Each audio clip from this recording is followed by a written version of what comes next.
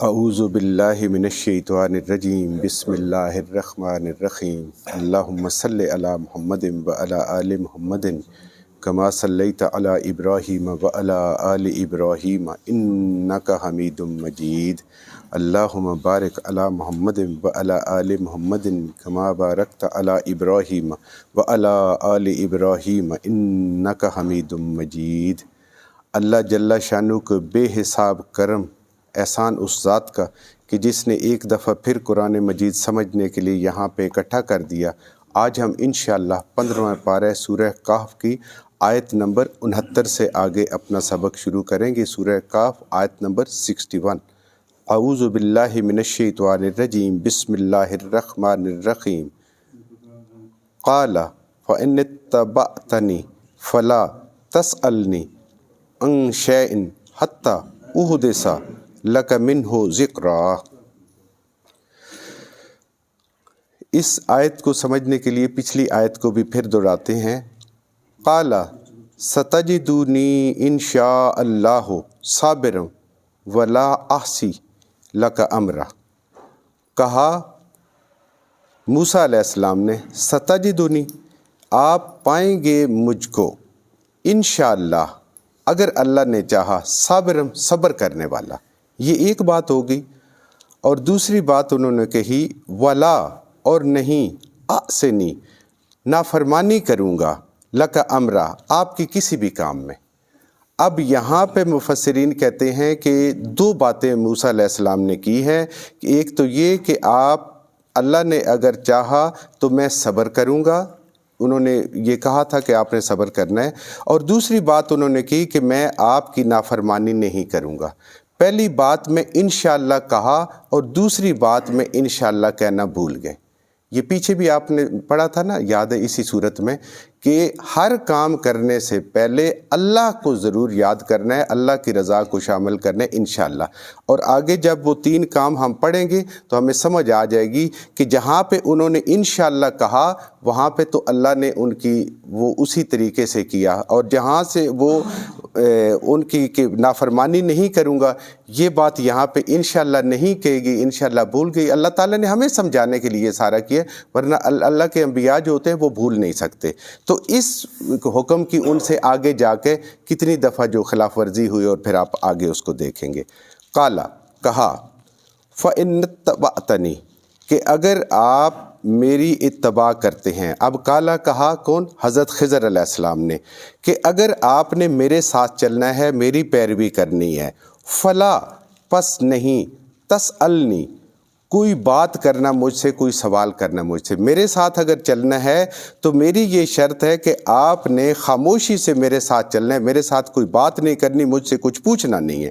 ان شین، کسی چیز کے بارے میں، جو کچھ ہو، جیسے ہو، جو میں کروں، آپ نے میرے ساتھ کوئی بات نہیں کرنی، کچھ سوال نہیں کرنا۔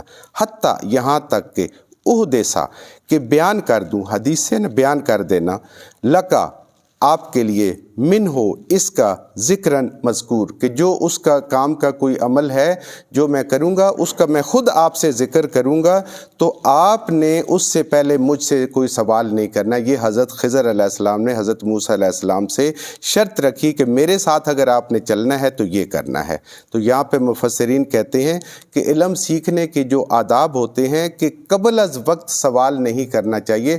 قبل از وقت سوال کریں گے تو ایسی کنفیوژن پیدا ہوگی کہ انسان کو کچھ سمجھ نہیں آئے گی۔ تو یہ ہمارے لیے تربیت ہے کہ سوال کریں، سوال تو آدھا جو ہے وہ علم ہوتا ہے، لیکن قبل از وقت نہیں، جب بات مکمل ہو جائے، جب واقعات مکمل ہو جائیں، اس کے بعد آپ جہاں کہیں بھی بیٹھے ہو پھر سوال کریں، پھر پوچھیں۔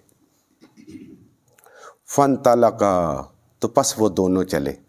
اب دیکھیں قرآن مجید کی حکمت کہ جس چیز کی ضرورت ہوتی اتنی ہی بات کرتے ہیں، کیونکہ یہ ہدایت کی کتاب ہے نا۔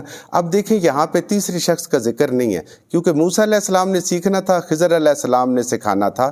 تو فانطلقا، پس وہ دونوں چلے، حتیٰ، یہاں تک کہ اذا، جب، رکبا، وہ سوار ہوئے، فی السفینۃ، ایک کشتی میں، دونوں چل پڑے، حضرت خضر علیہ السلام اور حضرت موسیٰ علیہ السلام، اور وہ ایک کشتی پہ سوار ہو گئے۔ خرقہا، تو حضرت خضر علیہ السلام نے اس کشتی کا ایک پھٹا جو ہے وہ اکھاڑ دیا، اس کو پھاڑ دیا۔ قالا کہا موسیٰ علیہ السلام نے اخرقتہا کہ کیا تو نے اس کو پھاڑ دیا ہے، اس کو سوراخ کر دیا، اس کے تختے کو توڑ دیا ہے، لتغرق اہلہا تاکہ یہ سارے کے سارے جو اس کے اندر بیٹھے ہوئے ڈوب جائیں۔ جیسے گھر میں کوئی کسی سے غلطی ہوتی تو کہتے تو اس لیے یہ ماچس جلا دے کوئی بچہ تو کہتے کیا تو نے سارا گھر جلانا تھا؟ تو ایسے ہی حضرت موسیٰ علیہ السلام نے ان سے کہا حضرت خضر علیہ السلام سے کہ آپ نے اس کشتی کو توڑ دیا، اس کا پھٹا توڑ دیا، تو کیا آپ چاہتے ہیں کہ اس کے بیٹھے ہوئے سارے کے سارے غرق ہو جائیں؟ اب جو اللہ کے نبی ہوتے ہیں ان کو شریعت کا علم دیا جاتا ہے اور بے حساب دیا جاتا ہے جس کا احاطہ انسان نہیں کر سکتا، اور حضرت خضر علیہ السلام کے پاس اللہ کے تکوینی امور ہیں جو اللہ کا امر کن ہے، ان میں سے علم اللہ کی ذات نے ان کو عطا کیا تھا۔ پیچھے ہم نے پڑھا نا، اللہ نے کہا کہ ہم نے عطا کیا، خاص علم ان کو عطا کیا، جس کو سمجھنے کے لیے ہم عام طور پہ اپنے لیے سمجھ سکتے ہیں کہ جیسے تقدیر کا معاملہ ہے، یہ ایک تکوینی معاملہ ہے۔ کسی کو کوئی سمجھ نہیں آتی تھی کہ تقدیر میں کسی انسان کے ساتھ اگلے لمحے کیا ہونے والا ہے، اس کے گھر کے ساتھ کیا ہونے والا ہے، یہ کسی کو بھی نہیں پتا۔ کیا نبی کریم صلی اللہ علیہ وآلہ وسلم کو پتا تھا کہ جنگ احد میں ایسے ہوگا کہ خالد بن ولید رضی اللہ تعالیٰ عنہ جو بعد میں ہوئے وہ واپس آئے، آپ کا چہرہ مبارک زخمی ہوا، دندان شہید ہوئے، مسلمان شہید ہوئے، مسلمانوں کے قدم اکھڑ گئے؟ تو یہ وہ تقدیر تھی کہ جو لکھی ہوئی تھی، جو ہونا تھا اور جس سے آنے والی امت نے سبق سیکھنا تھا۔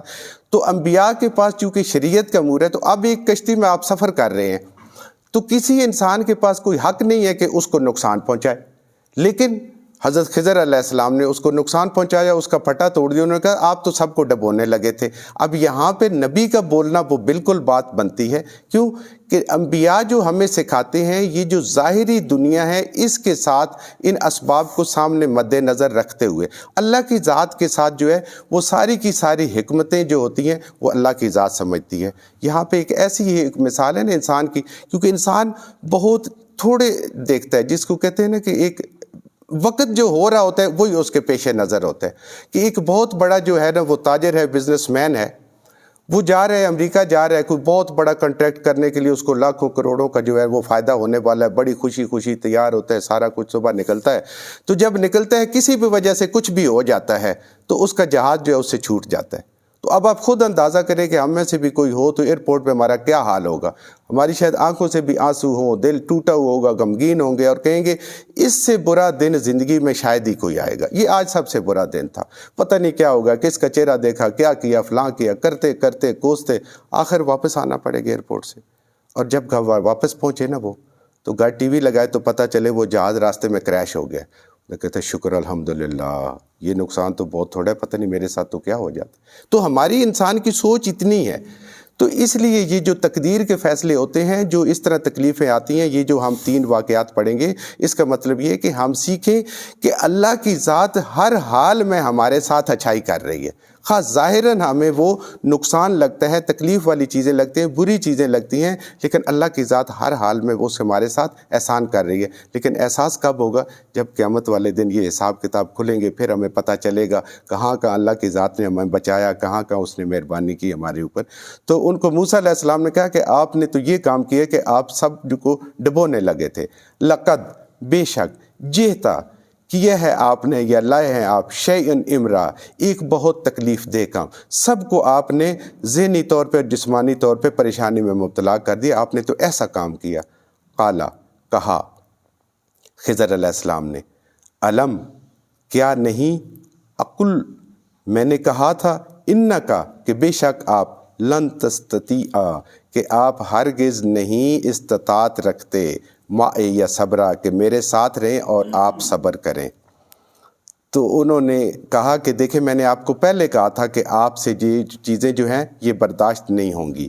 قالا، کہا موسیٰ علیہ السلام نے، لا تؤاخذنی، نہ پکڑ تو مجھے اس پر، نہ گرفت کر میری اس بات پر، بما، بوجہ اس چیز کے، نسیتو، بھول گیا میں، ولا ترہقنی، اور نہ سختی کرنا، من امری، اس کام کے بارے میں، اسرن، کوئی تنگی، اور مجھے الگ نہ کرنا، میرے ساتھ کوئی تنگی والا معاملات اور سختی والا معاملہ نہ کرنا، میں تو بھول گیا تھا، مجھ سے بھول ہو گئی ہے۔ فانطلقا، پھر وہ دونوں چل پڑے، حتیٰ، یہاں تک، اذا لاقیا، کہ وہ ملے، ملاقات ہوئی، غلامن، ایک لڑکے کے، فقتلہ، تو پس مار ڈالا اس کو۔ ایک لڑکے کے ساتھ ملاقات ہوئی تو حضرت خضر علیہ السلام نے اس لڑکے کو قتل کر دیا۔ قالا کہا حضرت موسیٰ علیہ السلام سے، حضرت موسیٰ علیہ السلام نے، اقتلت نفسا، کیا مار ڈالا ہے آپ نے ایک جان کو، زکیتاً، بے گناہ، بغیر نفس، کہ اس نے کوئی قتل بھی نہیں کیا کہ جس سے بدلے میں آپ قتل کریں، کہ یہ آپ نے کیا کر دیا؟ آپ نے ایک ایسی جان کو، ایک ایسے بچے کو مار دیا ہے، غلامن، پیچھے بھی ہم نے پڑھا تھا نا، نوجوان لڑکا جو ہوتا ہے اس کو کہتے ہیں، کہ اس کو آپ نے بے گناہ قتل کر دیا کہ جس کا کوئی قصور بھی نہیں ہے، جس کا کوئی جرم بھی نہیں ہے۔ لقد جئتا، بے شک آپ لائے ہیں، آپ نے کیا، شیئن، ایک ایسا کام، نکرا، جو میری سمجھ سے بالا تر ہے، جو بہت ہی برا اور غلط کام ہے۔ آپ نے تو وہ کام کیا، آپ نے ایک انسان کو، ایک نوجوان کو قتل کر دیا۔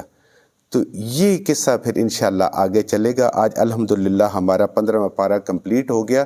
تو یہاں ہمارے لیے جو ہم عوام ہیں، قرآن سمجھنے والے جو طالب علم ہیں، ہمارے لیے یہ سبق ہے کہ اللہ کی ہر کام میں، ہر تقدیر میں خیر ہی خیر ہے۔ یہ ہمارا ایمان ہے، خواہ اس میں اولاد فوت ہو رہی ہے، ماں باپ فوت ہو رہے ہیں، مال کا نقصان ہو رہا ہے، کوئی چیز ہمیں نہیں مل رہی، ہمیں بڑی شدید خواہش ہے، اس کا نہ ہی ملنا ہمارے لیے بہتر ہے۔ اگر آپ یاد کریں تو سورہ بقرہ میں ہم نے پڑھا تھا نا کہ کچھ چیزیں ایسی ہوتی ہیں جو آپ کو بہت ناپسندیدہ لگتی ہیں لیکن وہ آپ کے حق میں بہت بہتر ہوتی ہیں، اور کچھ ایسی چیزیں ہوتی ہیں جو تمہیں بہت پسند آتی ہیں لیکن وہ تمہارے حق میں بہتر نہیں ہوتی ہیں انجام کار کے حساب سے۔ جو آخرت میں اصل ہمارا مقصود جو ایمان والوں کا، مسلمانوں کا ہے، وہ تو ہماری آخرت کی کامیابی ہے نا۔ تو آخرت کی کامیابی کے حساب سے ہم دنیا میں بہت کچھ اللہ سے مانگتے رہتے ہیں لیکن اللہ کی ذات کے پاس کوئی کمی نہیں، اس کے خزانے بھرے ہوئے ہیں، لیکن وہ اس لیے عطا نہیں کرتی کہ اسے اپنے بندے سے پیار ہوتا ہے، اسے اپنے بندے سے محبت ہوتی ہے، اس لیے وہ چیزیں جو نقصان دہ ہیں وہ نہیں ہوتی۔ اور کہیں پہ یہ دیکھیں، اب جس کا یہ بیٹا ہوگا جو قتل ہوا ہوگا، اس کے ماں باپ پہ کیا گزری ہوگی، خود سوچیں، انسان ہے نا۔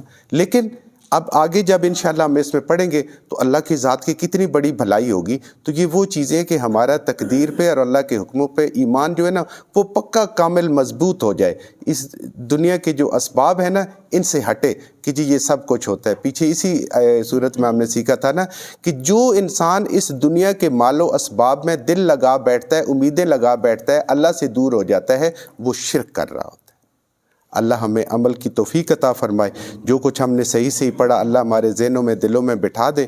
جہاں جہاں پڑھتے ہوئے بولتے ہم سے غلطیاں ہوگی اللہ ہمیں معاف فرما دے، اور ان غلط باتوں کو ہمارے ذہنوں سے، دلوں سے اللہ کی ذات نکال دے۔